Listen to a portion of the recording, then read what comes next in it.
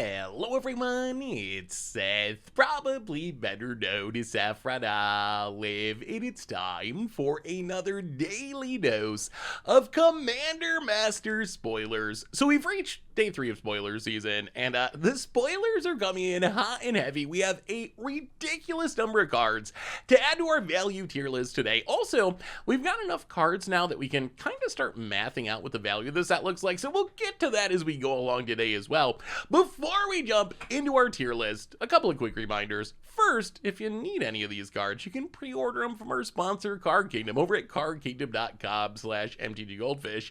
Second, if you want to keep up on all the latest spoilers throughout the day, you should head on over to MTGpreviews.com. Anyway, let's tier rank some spicy reprints from Commander Masters. First off, in the A tier, we got 3 cards today. Another day with no S tier cards. It's been a minute since we've had something over $50. Card number 1, I honestly had no idea was almost $50. Archfiend of Despair. I think this is mostly that it's from Battle Bond, and Battle Bond's kind of old and was like a weird supplemental set that wasn't super heavily opened. So this one, even though it's at Mythic, the price should come down quite a bit. So if you do need copies of Archfiend for demons or some like life gain shenanigan deck, it should be much easier to pick up. Extraplanar Lens, a little bit risky because you gotta exile your own land, but it is a staple of monocolor decks. If you're playing a bunch of basic lands with the same name, it can just double your mana pretty quickly. And then Cyclonic Rift. This card is iconic in Commander. It is one of the best cards in Commander. It's been reprinted a bunch of times, and it's still like $30. Every time it gets reprinted, it drops slightly, but then quickly rebounds because literally any deck with blue mana in Commander can play this card, and it's going to be really, really good. So not a lot of A tier cards today, but Cyclonic Rift is a really big one, and the other 2 are nice bonuses as well. Moving on to the B tier, we got a couple of really good ones today. These are $10 to $25 cards. At the top of the B tier today, Grand Abolisher and Champion Sound. These are both cards that are right around the $25 mark. Grand Abolisher is a card that I honestly didn't realize had crept up near $25. I remember it being just a couple of bucks when it was first printed, but it turns out Grand Abolisher really good in CEDH. In CEDH, the format's often about trying to resolve a combo that kills the entire table at once, compared to more casual Commander games, which are usually about creature combat and beating down. In CEDH, Grand Abolisher is just one of the best ways to make sure that your combo is going to resolve, because it essentially just keeps your opponent from interacting on your turn. So really solid reprint at rare. Also some sweet new Richard Kane Ferguson art. Champion Sound, good in equipment decks, good way to protect your commander. Another card that is a really solid reprint in the rare slot. Bribery Scarab God, they're both in the like $15-ish range. Scarab God's been reprinted a few times, including as a DJ of all things. Bribery is a card I always feel like I should play more just because it's really fun to steal a creature from your opponent's library, although it is a bit hit or miss. If you're playing against some ramp deck with a bunch of bombs, it's like absurd, but if you're playing against a bunch of synergy decks or Kifkin or birds, then it loses a lot of its value. The last 3 cards, Scourge of the Throne, Sword of the Animus, Lifeblood Hydra, these are cards that just barely crack the $10 mark, so they're really like high C's, low B's. I expect now, because of this reprinting, all these cards should be significantly under $10 in a few weeks. So if you need a Lifeblood or a Scourge of the Thrones or a Sword of the Animus, gonna be a good time to pick it up. Notable that Scourge of the Thrones, one of the cards that's dropped from Mythic down to rare for this set. As much as we've complained a little bit about the price of the set, I will give Wizards credit that there have been a lot of cards that were originally Mythics that are showing up at rare, so that is a nice little bonus. Moving on to the C tier, we got 4 cards in the $5 to $10 range today. Most notable, Waking Sun's Avatar. It's another card that dropped down to Mythic to rare for the first time. A lot of dinosaurs in this set. I really think Wizards is preparing for our return to Ixalan in a few months. Plus, I guess dinosaurs are just pretty popular in Commander, but if you need a Wrath in your dinosaur deck, this is going to get it done, and the price should drop a lot thanks to this reprint. Planeswalker Obnixilis, Angelic Field Marshal. I've honestly never seen Angelic Field Marshal on the battlefield in a game of Commander, but I guess it exists. Fairy Artisans, really cool card, letting you make token copies of the creatures your opponents play, although I've never really figured out how to use it. So if you got a sweet Fairy Artisan deck, definitely let me know, because I think it's a really sweet card that I just really haven't figured out how to use. Now we have the bad news. Well, almost the bad news. The start of the bad news. The D tier, relatively heavily populated today. These are $2 to $5 cards. These are cards that are not exactly bulk yet, but because of this reprinting, probably will fall towards bulk. Mind's Aglow, Lorthos the Tidemaker, Wake the Dead, Hellkite Charger, Star of Extinction, Alms Collector. Of these cards, Star of Extinction, first time going down to rare instead of being a mythic. Some sweet combo potential with like Stuffy Doll effects, Fall of Karandros. We actually just did that for Against the Odds yesterday, so if you want to see some Star of Extinction in action, definitely make sure to check out that video. Lorthos is one of those cards. I remember this being like a legit commander when it first came out. It was what, World Wake, right? So like over a decade ago now, when this first came out in the early years of Commander, this was a legit scary Timmy commander. You just like ramp into it and cast it and tap everything down and beat down the table.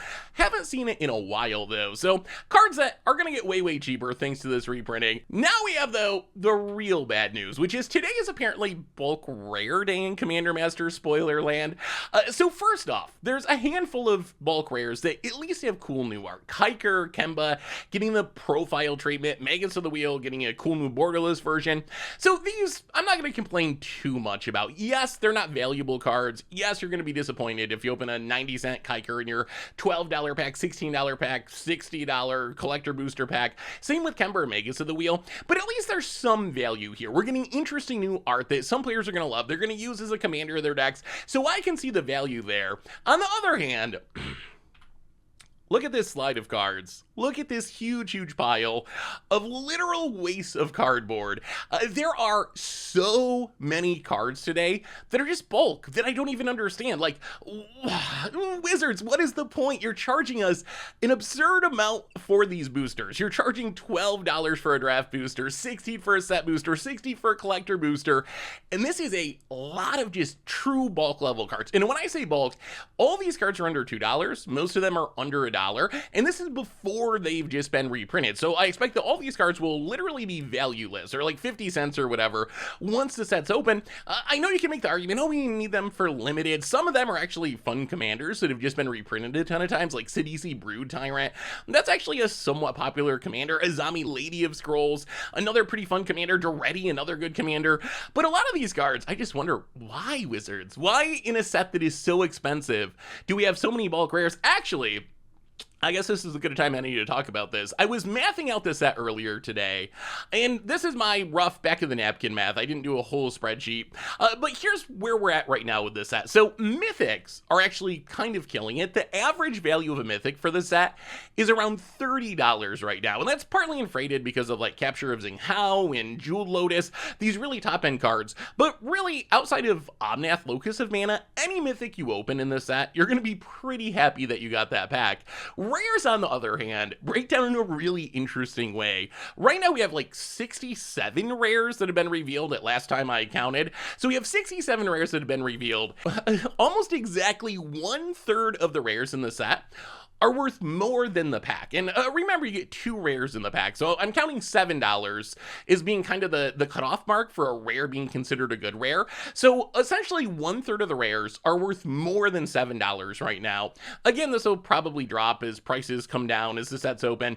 And then 1/3 of the rares are somewhere between bulk and $7. So these are not like absolute waste, but not exciting to open in an expensive pack. And then fully 1/3 of the rares are literal bulk. And again, I mean under $2, most of them under $1, many of them like 50 cents.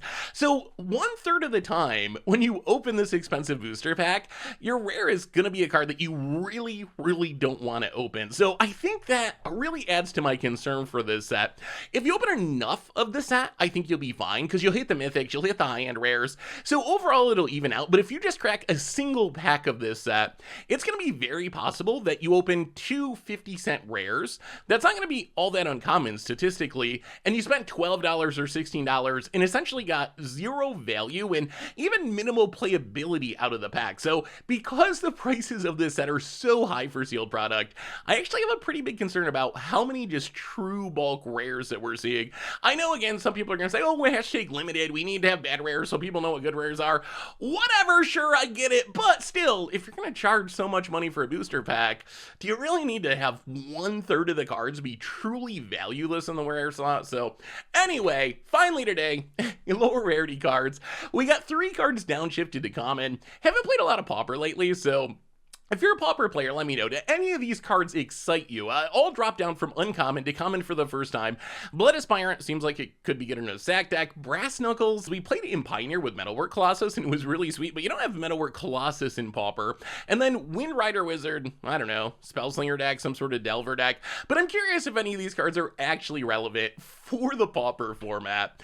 Anyway, that brings us to the end of our daily Commander Master spoilers for today. So, what do you think?